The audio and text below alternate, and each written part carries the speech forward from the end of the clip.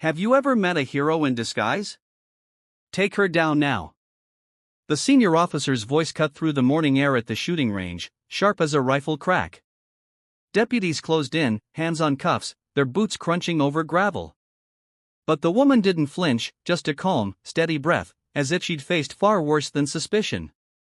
In that stillness, she seemed to command more authority than those who sought to restrain her. Hours later, the courtroom fell silent. The heavy doors swung open, and through them stepped a Navy admiral, his uniform gleaming with medals no one dared question. The judge froze, gavel midair. Everyone stood. And in that breathless moment, the truth about the quiet woman in handcuffs shattered every assumption. Who was she?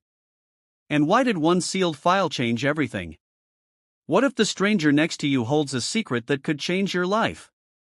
The morning mist drifted off the harbor and across the shooting range as the sun began its slow climb. The air smelled of salt and pine, of gun oil and old wood. It was the kind of morning that belonged to people like Sam Grady, folks who rose before dawn, not because they had to, but because peace lived in those early hours. Sam stood with a coffee in hand on the range office porch. 68 years had taught him to read people the way some men read maps. Decades in the Navy, mostly under the surface on subs, left him with a sixth sense for tension. The kind that hums under the skin, invisible to most. That morning, the hum began with her. She'd pulled up in an old truck, paint faded to primer gray, no bumper stickers, no vanity plates, a truck that said nothing about its driver, and that in itself said plenty. She stepped out without a word, carrying a long unmarked case like it weighed no more than a tackle box. Sam watched her choose the farthest lane, the one closest to the trees with the widest view. Always the far lane, the lane a cautious person would choose. The woman didn't look like much. Worn jeans, plain gray jacket, ball cap pulled low enough to shade her eyes. No fancy gear, no patches, no club affiliation, no chatter either. The kind of quiet that comes from choice, not shyness. Sam sipped his coffee, watching. She opened the case. Not hurried, not slow, just efficient. Everything about her spoke of experience. The kind that can't be bought at a gun store, learned on a weekend. The rifle was clean, well-loved, but plain. No flashy aftermarket parts, no scope that cost more than a used car. But when she took her stance and lined up the first shot, Sam knew this woman's not here to play. The crack of the first round broke the morning stillness. Metal rang out from the far target. Bullseye at 300 yards. Sam didn't react outwardly, but inside a little voice said, "That's not hobby shooting." Another shot. Another hit. By the third shot, the regulars had noticed. Jake Myers, one of the Rangers' weekend warriors who liked to talk more than shoot, lowered his rifle and stared. "Who the hell is that?" he muttered. Sam didn't answer. He watched the woman's breathing, slow, measured, the way he'd seen SEALs do it when he'd been stationed near Coronado. The kind of breathing that made seconds stretch and the world narrow down to one small circle of steel or paper. The woman adjusted for wind without looking at instruments. She didn't pause to wipe her brow or fidget, just small, controlled movements. Adjust, breathe, fire. The regulars gathered behind Sam's porch, drawn in by the quiet force at the end of the line. "Never seen her before," one of them whispered. "Look at that grouping. You'd think she had a damn bench rest in wind meter," another said. "She law enforcement, military?" No one knew, and the not knowing bothered them more than they admitted. Small towns prided themselves on knowing who was who. Outsiders were watched, not out of meanness, but out of habit. It was the way of places where everyone's business was everyone's business. Sam felt it, too. The pull of wanting to understand, but more than that, he felt the weight of what he was seeing. She's trained, not just good, trained. At 400 yards, she rang steel again. At 500 yards, the target swung from the force of a perfect hit. The murmurs grew. Even the skeptics fell quiet, watching. One of the new guys, fresh from the city, edged closer to Sam. "That normal around here?" he asked, trying for casual, but missing by a mile. Sam gave him a look. "What's normal, son?" The kid shrugged, uneasy. "I don't know." "That kind of shooting?" I mean, without high-tech gear, just instinct. Sam didn't answer right away. He watched the woman reload, checked the way she scanned the treeline, the far hills, the approach road, all without moving her head too much. Just eyes always moving. She's not showing off, Sam said finally. She's practicing the way folks practice when the stakes are higher than paper targets. The young man frowned. Should we be worried? Sam didn't look away from the woman at the far lane. I don't think worry is the right word. He set his coffee down.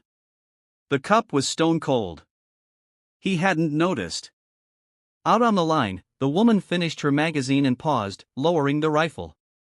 She stood still for a moment, as if listening to something no one else could hear. Then she glanced briefly toward the range office, just long enough for Sam to meet her gaze. And in that instant, Sam knew. This was bigger than any of them realized. Bigger than a small-town shooting range, bigger than a curious crowd. She wasn't just passing through. She was on the kind of path only a few walk. The kind where silence, skill, and shadows were part of the uniform. And Sam, old sailor that he was, felt the hum of duty in his bones again. By mid-morning, the shooting range didn't feel like a quiet corner of Maine anymore. The mist had burned off, leaving the air sharp and clear, but the tension lingered like a storm that wouldn't break. Conversations had thinned to murmurs, all eyes drawn inevitably to the woman at the far lane. Sam Grady stood at his office window, watching the deputies pull in. 2 patrol cars kicking up dust as they eased to a stop. His heart sank a little. He hadn't wanted it to come to this, but in a small town, when something doesn't fit, it draws attention fast. And attention always leads to a badge showing up sooner or later. "Morning, Sam," said the lead deputy, a young man named Colin Mercer. "Good kid." Still new enough to the badge that he tried hard not to overstep. His partner, Ramirez, older and seasoned, said nothing. Just scanned the range like he was expecting trouble. "Morning, Colin. Everything all right?" Sam asked, though he knew the answer. "We got a call about a possible unauthorized firearm out here. Someone fitting the description of that woman down at the end. No ID badge, no range membership, no permit on file." Sam sighed quietly. "She's not caused any harm." Mercer hesitated. Sam saw it in his eyes. The part of him that wanted to trust the old range master's word, but duty won over instinct. "We got to check it out, Sam. You know how it is." "Yeah," Sam said, stepping aside. "I know." The deputies approached the woman with deliberate caution, their boots crunching the gravel. Sam watched her from the window. She didn't flinch. She didn't stiffen or turn to argue. She simply lowered her rifle, set it down with care, and stood, hands relaxed, visible, as if she'd done this before. "Ma'am," Mercer began, his voice measured. "We're going to need to see some identification in your firearm permit." Her eyes met his, calm and steady. "I don't have them with me." No panic, no excuses, just the truth. Plain as day. "Can you give us your name?" Silence. Ramirez shifted his stance. "Ma'am, refusing to identify yourself can be considered a crime. We need your cooperation." Still nothing. Only the faintest tightening at the corners of her mouth, like she'd weighed every word and decided none were safe. Mercer looked at Ramirez, uneasy. Sam could see him wrestling with it. The kid didn't want to escalate, but protocol was protocol. And in this job, hesitation could cost lives. Or so they taught you at the academy, Sam thought grimly. Ramirez gave the slightest nod, the kind that says, "Let's just do this clean." "Ma'am," Mercer said softer now, almost apologetic. "We're going to have to take you in until we can verify your identity." She gave a small nod, as if she'd expected nothing else.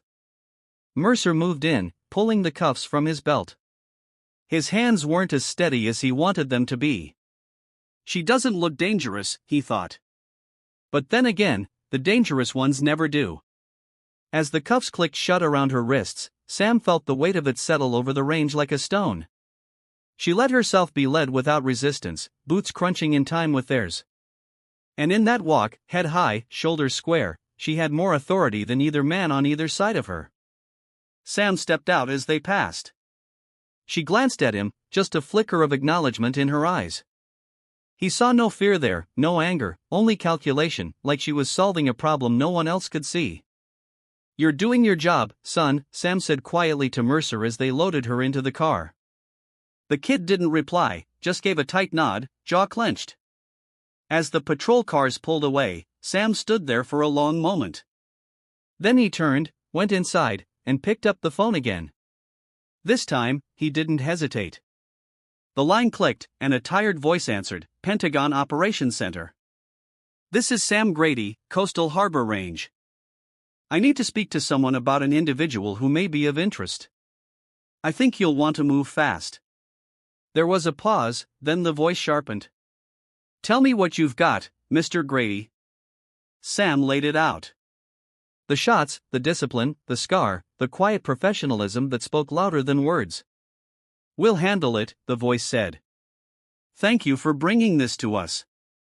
As Sam hung up, he stared out at the range, empty now, except for the target still swaying in the breeze. He'd done what he could. Now it was out of his hands. And somehow that felt heavier than he'd expected. The Coastal Harbor Courthouse had stood since 1887, its wood-paneled walls and tall windows stained by salt air and time. It wasn't built for moments like this. It was built for fishing disputes, noise complaints, and the occasional scuffle outside the tavern on Main. But today, its creaking benches groaned beneath the weight of something heavier. Curiosity, suspicion, and the uneasy hum of a town that wasn't sure what it had stumbled into. The courtroom was packed. Locals who'd heard the rumors filled every seat. A few reporters from Portland had driven down, sensing a story, and scattered among the crowd were men in dark suits, faces unreadable, positioned at the edges like shadows. At the front, the woman sat at the defense table. Lauren Blake, though not a soul in the room knew her name. Not yet. The orange jumpsuit couldn't mask her composure. Her hands rested in her lap, cuffs glinting in the morning light. She didn't fidget. She didn't shrink. If anything, she seemed to be the still point in the room's swirling storm of tension. Beside her, the public defender flipped through a thin file, exasperated. He'd met her only that morning, and already she was a puzzle he had no hope of solving. No name, no statement, no cooperation, just silence and that unsettling calm. Behind the bench sat Judge Rebecca Lane, straight-backed, silver hair pinned tight. The years hadn't softened her gaze. Before the bench, she'd served as a JAG officer, one who'd seen things that still woke her in the night. She scanned the docket, irritation flickering across her face. This wasn't how she'd planned to spend her day. "Let's proceed," she said, voice firm. The clerk read the charges. Possession of an unregistered firearm, refusal to identify, potential links to terrorist activity. The words hung heavy in the air. The locals shifted uncomfortably. The reporters scribbled. Lauren didn't move. Judge Lane studied her. There was something familiar. Not the face, not the stance, the stillness, the discipline in her bearing. It wasn't the stillness of fear. It was the stillness of someone who'd stood before far graver threats and had learned the power of silence. The judge opened her mouth to speak, and then it happened. The heavy doors at the rear of the courtroom swung open. The sound alone was enough to hush the room, and through them strode a Navy admiral, his dress uniform immaculate, the weight of his decorations matched only by the gravity of his presence. He moved with the measured certainty of a man accustomed to command. Every veteran in the room instinctively straightened. Even those who hadn't worn a uniform in decades felt their spines stiffen as if by reflex. The reporters paused, pens frozen mid-sentence, and the judge herself set down her gavel, hands steady, but eyes narrowed in sudden understanding. The admiral approached the bench without a word, handing a sealed document to the bailiff. The bailiff, usually unflappable, swallowed hard and passed it to Judge Lane. Lane broke the seal. She read. And as she did, the room watched the change ripple across her face, the flicker of surprise, the dawning recognition, and finally the weight of comprehension. When she looked up, her voice was quiet, but it filled the room. In light of this documentation from the Department of Defense, all charges against the defendant are dismissed, effective immediately. A beat and then another, as if the room itself needed time to catch up. This case, she added, is classified as a matter of national security. There will be no further discussion in this court. The Admiral turned, meeting Lauren's eyes. And for the first time, she rose not as a defendant, but as what she truly was, shoulders back, head high, the bearing unmistakable now. A leader, a protector, a warrior hidden in plain sight. Lane gave a respectful nod, subtle but real, from one who had served to another who still did. The Admiral spoke at last, his voice low but clear. Commander Blake has served this nation with distinction. The details of her service will remain classified as is proper. But know this, she is no threat to your community. Quite the opposite. Detective Mark Ellis, seated at the front, felt the flush of regret creep up his neck. He'd been part of her arrest. Now he understood how far out of his depth he'd been. He rose almost without thinking. Commander, he said quietly. I owe you an apology. She turned, met his gaze, and in that moment, the tension broke. Not with anger or blame, but with understanding. No apology necessary, Detective, she said. Her voice was steady, warm, even. You were doing your duty and you did it well. The room remained hushed as she was let out, no longer under guard, but under protection. The Admiral at her side, the shadows in the room falling in behind them. And as the doors closed once more, the townsfolk were left with nothing but questions and the faint humbling sense that they just glimpsed a world far larger than their own. Long after the courtroom emptied and the buzz of voices faded, the weight of that morning lingered over Coastal Harbor like the low fog that clung to the shore at dawn. Detective Mark Ellis sat in his car, hands resting on the steering wheel, staring out at nothing. His mind replayed the scene again and again, the cuffs on her wrists, the look in her eyes the moment the Admiral stepped through those doors. He'd thought he was protecting his town, following procedure, doing his job. And yet somewhere in the pit of his stomach, shame had taken root. Not because he'd arrested her. No, he'd done what duty demanded. But because he hadn't seen what was right in front of him, the quiet strength, the discipline, the sacrifice that didn't come with fanfare or demand recognition. How often had he walked past people like her without noticing? The sheriff's office was unusually quiet that afternoon. Even the usual banter was gone, replaced by a kind of thoughtful hush. Sheriff Daniels leaned on the doorway of Mark's office, arms crossed, gaze distant. Well, Daniel said at last. That was one for the books. Mark nodded slowly. We had no idea. Could have happened to any of us. The sheriff's tone was kind, but it didn't lift the heaviness from Mark's shoulders. I keep thinking about how calm she was. Mark said, not angry, not scared, like she knew from the start we were just a chapter in a bigger story. Daniels considered that. Some folks walk a path we can't see, only catch glimpses when the light hits just right. Out at the range, Sam Grady watched the sun dip low, casting long shadows across the empty lanes. The target still bore the marks of her shots, neat, clean holes in steel and paper that spoke of precision most could only dream of. He ran a hand along the wood railing, worn smooth from years of use. For a long time, this range had been just that, a range, a place for locals to come to practice, to pass the time. But today had changed that. Today, it became something else. A waypoint, a quiet sanctuary for those who carried burdens too heavy for the rest of the world to see. Sam thought of the call he'd made. The voice on the other end had known immediately who he was describing. That alone told him more than words could. Commander Blake wasn't just anyone. And this wasn't the first time she'd moved unseen among ordinary folk doing extraordinary things. He felt no regret about making the call. He hadn't done it out of fear or suspicion. He'd done it out of respect for her, for what she represented, for the truth he'd sensed, even if he hadn't known the details. In town, the whispers would linger for days, maybe weeks. The woman no one knew, the Admiral, the sealed file. People would speculate, invent stories to fill the gaps. But Sam, Mark, and the sheriff, they wouldn't join in. They knew better now. They'd seen behind the curtain, if only for a moment. Mark found himself walking down to the harbor that evening, drawn by the sound of the waves and the distant silhouette of a naval vessel slipping past the horizon. He thought of what the Admiral had said. "She's no threat to your community." Quite the opposite. He thought of the silent respect between Judge Lane and the commander, the nod that needed no words.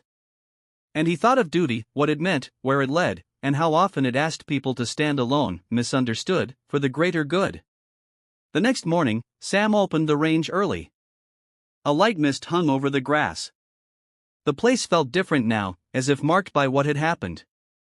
He checked the lanes, replaced a few battered targets, ran a cloth over the counter in the office. Routine.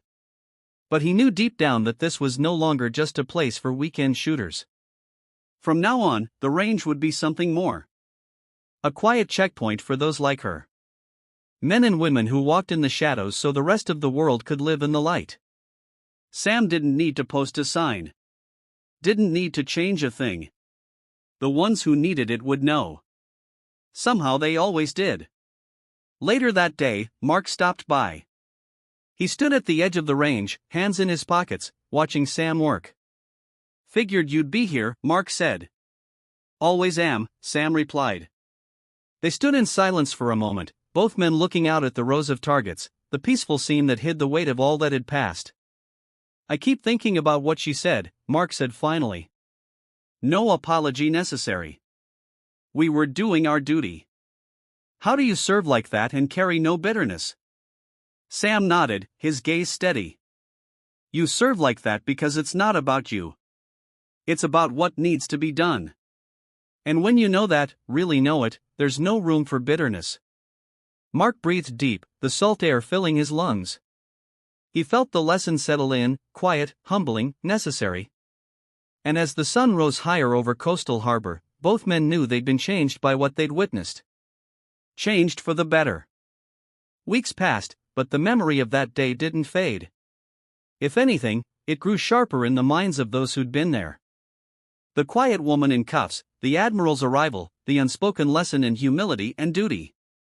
For Mark Ellis, it became the turning point he hadn't seen coming. He returned to his work at the sheriff's office, but it wasn't the same. Every time he looked at a suspect, every time he responded to a call, he felt the weight of what he didn't know. The hidden layers of people's lives, the quiet sacrifices, the thin line between judgment and justice.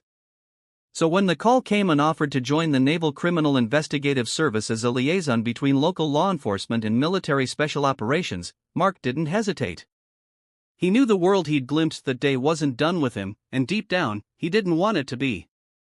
His new role took him far from Coastal Harbor. But the lessons of that small town, that small courtroom traveled with him. His job wasn't just to enforce the law. It was to understand the spaces where law, duty, and honor met. To navigate the gray areas, to protect not just the letter of the law, but its spirit. Sam Grady, meanwhile, kept the range running. From the outside, nothing had changed. The sign still hung crooked above the gate. The office still smelled of coffee and gun oil. The lanes still echoed with the crack of rifles and the hum of conversation. But beneath the surface, the place had taken on a new purpose. Every so often, someone would come through. A stranger who moved with quiet confidence, who handled a weapon with care that spoke of training beyond sport. They came without drawing attention, practiced, and left without fanfare. And Sam welcomed them all the same. No questions, no explanations, just a nod in the space they needed. Sometimes when the evening light slanted just so across the empty range, Sam would think of Commander Blake. He'd never seen her again, but he didn't need to. She'd left a mark deeper than any bullet hole on a target. One autumn morning, Mark returned to Coastal Harbor for the first time in months. His NCIS work had kept him busy, joint operations, training sessions, quiet missions that never made the news. But something had drawn him home. Maybe it was the sea air. Maybe it was the memory of that courtroom and all it had taught him. He found Sam where he always was, checking the targets at the far lane. "Didn't expect to see you," Sam said, a small smile tugging at his mouth. "Didn't expect to be here," Mark admitted. "But I needed to come back. Needed to remember where it started." They stood together in the morning stillness, watching as a young woman set up at one of the lanes. Her stance was familiar, not showy, not sloppy, controlled, intentional. "Another one?" Mark asked quietly. Sam nodded. "They find their way." Mark watched for a while, then turned to Sam. "You ever think about stepping away, letting someone else take over?" Sam considered that. "Sometimes, but not yet. Someone's got to keep the door open for folks like her." As the day wore on, Mark helped Sam replace worn target stands, the work grounding him. And as they worked, they talked about service, about duty, about the quiet ways people protected what mattered. Mark shared stories of his new work, of agents who blended into the background, of operations that kept threats at bay without ever being seen, of the network of quiet sentinels who walked among ordinary folk asking for no thanks. And Sam listened, nodding. He didn't need details. He understood the shape of the story. That evening, as Mark prepared to leave, Sam handed him an old brass coin, a challenge coin from his Navy days. The edges were worn, the emblem faded, but the weight of it felt solid in Mark's palm. "Carry it," Sam said. "Not because it's worth anything to anyone else, but because it reminds you who you are, where you come from." Mark closed his fingers around the coin, feeling the warmth of it. "I won't forget," he said. And as he drove away, the range grew quiet again, a quiet that held purpose and promise and the unseen strength of those who guarded the light from the shadows. And so the quiet woman who walked onto that range, who stood in that courtroom, left behind more than just questions or surprise. She left behind a reminder, one we do well to remember in today's fast-moving world. Not every hero wears a uniform where we can see it. Not every act of courage comes with applause. And not every person we pass by is who they appear to be. In that small town, it was easy to assume folks had grown up knowing every face, every story. So when someone like her came along, quiet, skilled, asking for nothing, it unsettled people because deep down it reminded them of a truth we often try to forget. Sometimes the most important work is done in silence, in the shadows, without thanks or recognition. Think about it. In our daily lives, how often do we rush to judge? We see someone at the grocery store or sitting alone at a diner or walking down the street and we decide without knowing who they are. Maybe they're just another stranger. Or maybe, just maybe, there's someone who's given more than we'll ever understand to keep the rest of us safe. And that brings us to a question I'd like to ask you. If you'd been there that day on the range or in that courtroom, what would you have done? Would you have sensed there was more to her story? Would you have stepped back and wondered before passing judgment? I hope you'll take a moment to share your thoughts in the comments, especially those of you who've served or had family who served. Your wisdom matters. Your stories remind the rest of us that service doesn't always come with parades or medals. Sometimes it comes quietly, humbly, when no one's looking. And if this story touched you, if it made you think twice about the people you pass by or reminded you of someone you once knew, I hope you'll consider liking this video and subscribing to Valor Stories. Every time you do, it helps these stories of quiet courage reach more people. It helps keep alive the memory of those who serve, not for glory, but because it's the right thing to do. Thank you for taking the time to be here. Thank you for listening with an open heart. And thank you most of all for remembering that in this great nation of ours, it's often the quiet heroes, the ones we never notice, who make all the difference. God bless you, and may we all try to look a little deeper and judge a little slower in the days ahead.